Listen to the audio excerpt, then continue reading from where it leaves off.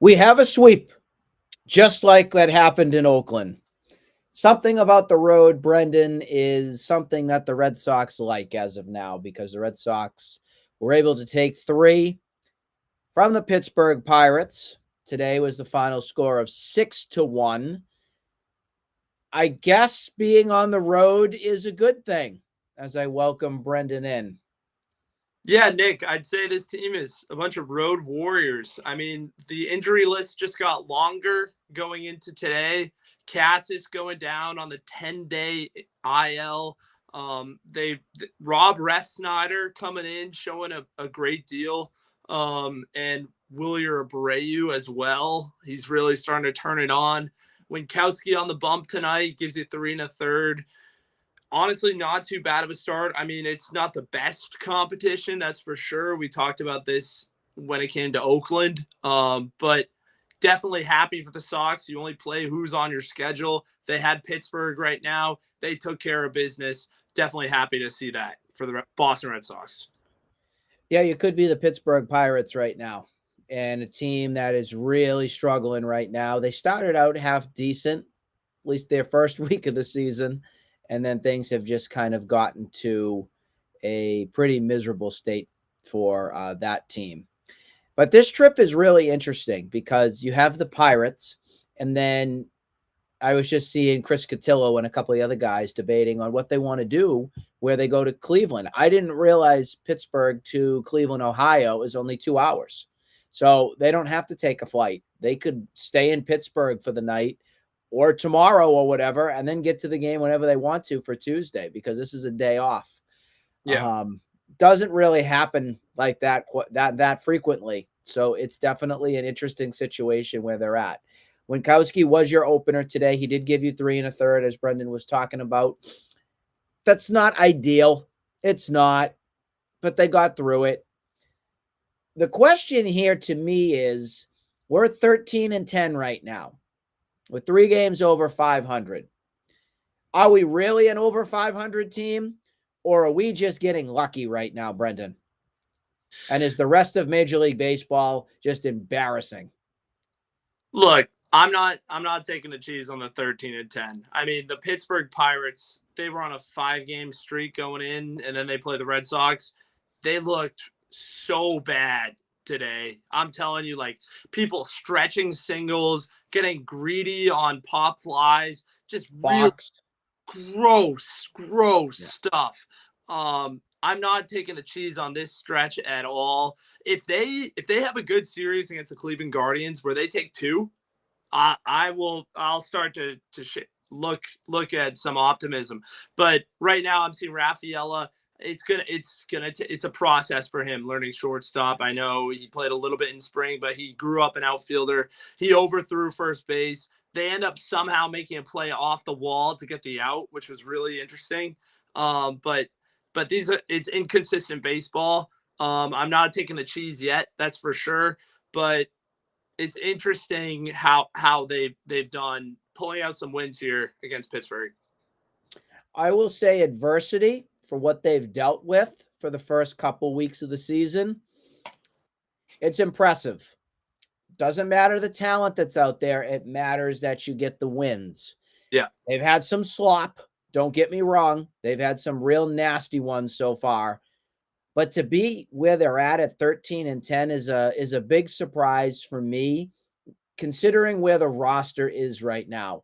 I mean, you got Mr. Buck, not even a buck, Mr. 038 at third base, Mr. Bobby D striking out 3 times a game. You've got Pablo Reyes, who really isn't a major leaguer. You have, no Raffy, no Tristan Casas. Jaron Duran is struggling again. Wilyer Abreu is turning it on. They just pulled up. Go ahead. They just pulled up Heinen, another Worcester kid. Half the team is AAA players. The only reason I guess they brought this guy up, I was reading a little bit about it, was because he was the only man left on the 40-man roster. You've pretty much gone through everybody.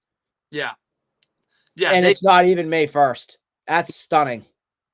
No, and that is that is a big case of the injury bug. You know, Casas going down on a 10-day IL right now really hurts you a lot, especially with O'Neill. You're looking at Rob Refsnyder to pull up a huge role for this team, not only as a glue guy, but as a key bat in the lineup and a consistent defender. That's just a joke. Which is wild. That is wild. It's a joke. He's your number 3 hitter right now. It's a joke. Yeah. It's embarrassing. It's unacceptable.